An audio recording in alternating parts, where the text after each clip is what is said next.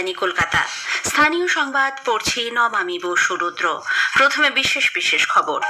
Senior deputy election commissioner Gyanesh ভারতীর নেতৃত্বে নির্বাচন কমিশনের 6 সদস্যের এক প্রতিনিধি দল আজ মালদায় ভোটার তালিকায় এসআইআর এর কাজকর্ম পর্যালোচনা করেন। আগামীকাল নিউ টাউনে অনুষ্ঠিত হবে ইভিএম এর ফার্স্ট লেভেল চেকিং কর্মশালা। এসআইআর প্রক্রিয়া স্থগিত রাখার আবেদন জানিয়ে মুখ্য নির্বাচন কমিশনার জ্ঞানেশ কুমারকে চিঠি দিয়েছেন মুখ্যমন্ত্রী মমতা ব্যানার্জি। কমিশনের সিদ্ধান্তে আতঙ্কিত হয়েই মুখ্যমন্ত্রী এসআইআর স্থগিতের আবেদন জানিয়েছেন বলে কেন্দ্রীয় প্রতিমন্ত্রী সুকান্ত মজুমদার মন্তব্য করেছেন। রাজ্যে আগামী বিধানসভা নির্বাচন অবাধ ও শান্তিপূর্ণ রাখতে তিনি সব রকমভাবে সক্রিয় থাকবেন বলে জানিয়েছেন রাজ্যপাল সিভি আনন্দ বোস। আন্তর্জাতিক জলসীমা লঙ্ঘনের অভিযোগে ভারতীয় উপকূলরক্ষী বাহিনী গত 5 দিনে 107 জন বাংলাদেশি মৎস্যজীবীকে গ্রেপ্তার করেছে। গোয়ার পানাজিতে আজ থেকে শুরু হওয়া 56তম আন্তর্জাতিক চলচ্চিত্র উৎসব ইফিতে এবার 6টি বাংলা সিনেমা দেখানো হবে। শিশুর অধিকার রক্ষা নিয়ে আকাশবাণী এফএম বাংলা বিভাগ নির্মিত অডিও ডকুমেন্টারি ঝরা শৈশব রাজ্য সরকারের শিশুশ্রী মিডিয়া অ্যাওয়ার্ডে সম্মানিত হয়েছে। আর বিস্তারিত খবরে। Senior deputy election commissioner Gyanesh ভারতীর নেতৃত্বে নির্বাচন কমিশনের 6 সদস্যের এক প্রতিনিধি দল আজ মালদায় ভোটার তালিকায় বিশেষ নিবিড় সংশোধনী এসআইআর এর কাজকর্ম পর্যালোচনা করেন।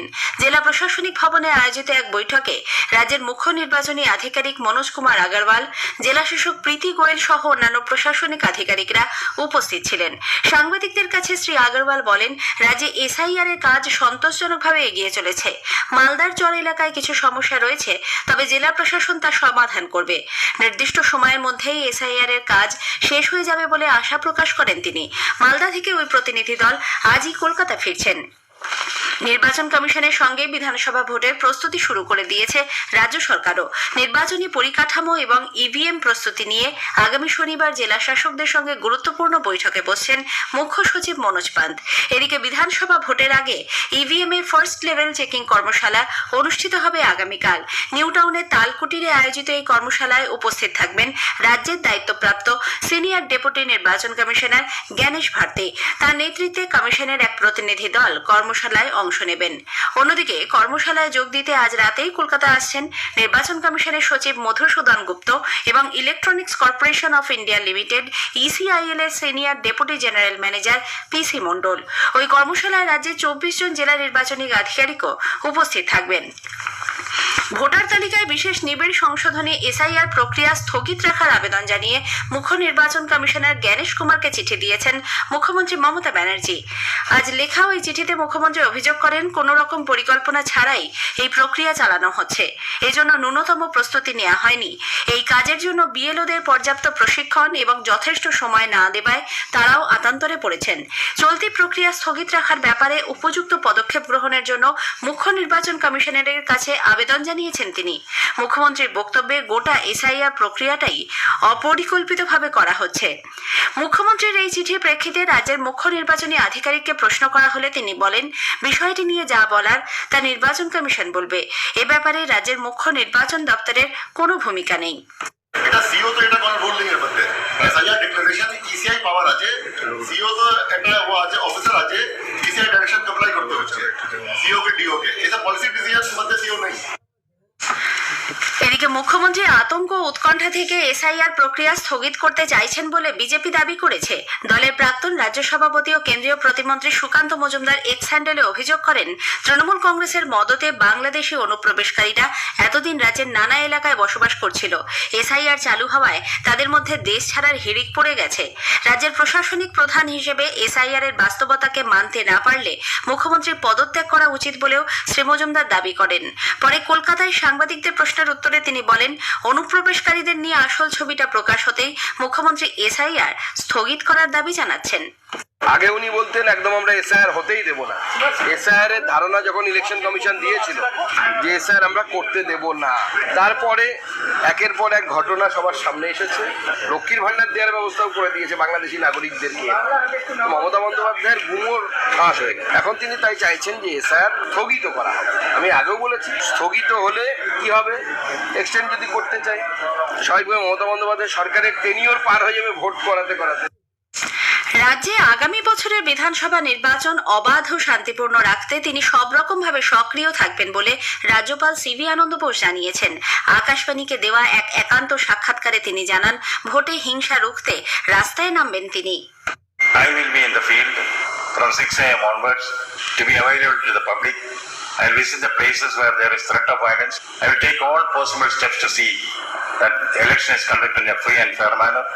And I will also use my good offices as governor to see that the goons are taken into custody as preventive arrest before the election. SIR প্রক্রিয়ায় কোনোভাবেই বৈধ ভোটারদের নাম যাতে ভোটার তালিকা থেকে বাদ না যায় সেই দাবিকে সামনে রেখে আজ কলকাতায় বিক্ষোভ কর্মসূচি পালন করে দক্ষিণ কলকাতা জেলা কংগ্রেস কমিটি। অন্যদিকে এসআইআর প্রক্রিয়ায় কাজের চাপে বিএলওরা উভয় সংকটে পড়েছে বলে মন্তব্য করেছেন কংগ্রেস নেতা অধীর রঞ্জন চৌধুরী। তিনি বলেন, বিএলওদের ওপর একদিকে সরকারের চাপ রয়েছে, অন্যদিকে নির্বাচন কমিশনেরও কড়া নির্দেশ রয়েছে। প্রধানমন্ত্রী নরেন্দ্র মোদী 30শে নভেম্বর আকাশবাণীতে মন কি বাত অনুষ্ঠানে তাঁর চিন্তাভাবনা দেশ বিদেশে মানুষের সঙ্গে ভাগ করে নেবেন। এটি হবে মাসিক এই বেতার অনুষ্ঠানের 128তম পর্ব। নিঃশুল্ক নাম্বার 1800117800 নম্বরে মেসেজ করে কিংবা মাইগভ বা নমো অ্যাপে মতামত জানাতে পারবেন শ্রোতারা। আকাশবাণী কলকাতা 10টি জেলার জন্য চুক্তির ভিত্তিতে আংশিক সময়ের সাংবাদিক নিয়োগ করবে। জেলাগুলি হল বীরভূম, আলিপুরদুয়ার, পশ্চিম বর্ধমান, দার্জিলিং, দক্ষিণ দিনাজপুর, ঝাড়গ্রাম, কালিম্পং, হুগলি, পূর্ব মেদিনীপুর এবং কলকাতা। এ সংক্রান্ত যাবতীয় তথ্য www.newsonair.gov.in এ পাওয়া যাবে। আবেদন জানানোর শেষ তারিখ 15ই ডিসেম্বর। স্থানীয় সংবাদ শুনছেন আকাশবাণী কলকাতা কেন্দ্র থেকে।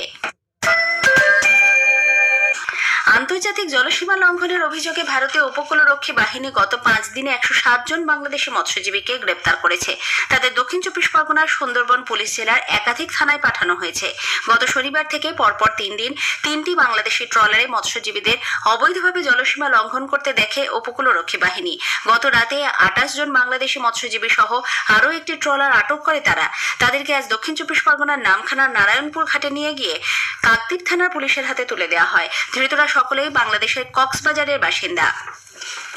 ভারতের 56তম আন্তর্জাতিক চলচ্চিত্র উৎসব ইফি আজ গোয়ার পানাজিতে শুরু হয়েছে, চলবে 28শে নভেম্বর পর্যন্ত।